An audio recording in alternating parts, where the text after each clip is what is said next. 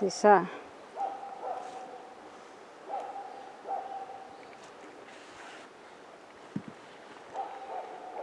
Bom, você já viu que isso aí não é nenhum bicho de 7 cabeças, né, Rogério? Eu vi. O negócio foi que eu esqueci completamente, cara, da...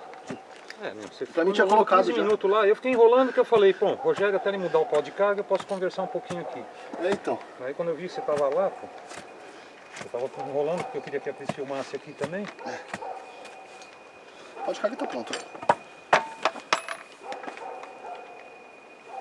Você fica até meio de 15 comigo. Tá?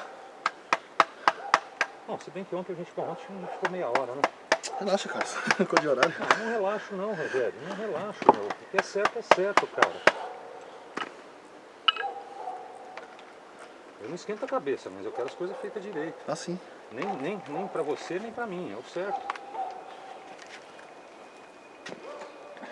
Fio. Vamos só conferir a medida aqui. Eu medi sozinho, eu não sei se eu medi certo.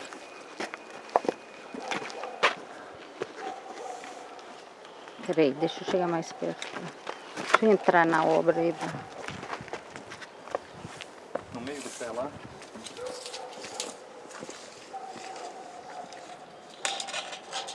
Perfeito. Você tinha medido mesmo? Oi? Você tinha medido mesmo? A linha.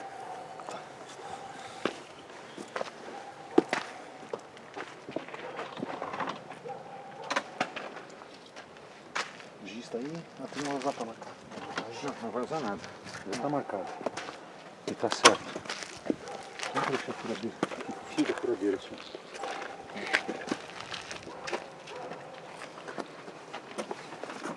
Vou furar primeiro esse lado, depois a gente bate a linha pra se alinhar aquele furo de lá. Peraí, Carlito, eu vou passar aqui. Só pra mostrar ali o Se quiser mostrar, esquema mostra, do mas isso aqui mostrar. não é. Não, eu tô falando aqui o banheiro.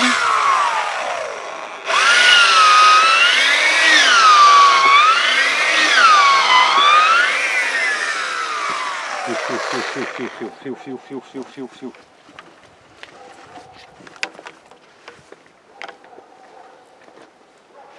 Ah não, alinhar.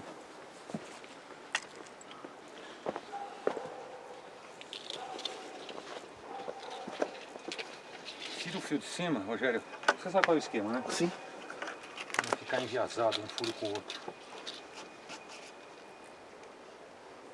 Tá no meio do furo, Carlos. Levanta um pouco a linha. Levanta um pouco para ela não roçar. Tá certinho.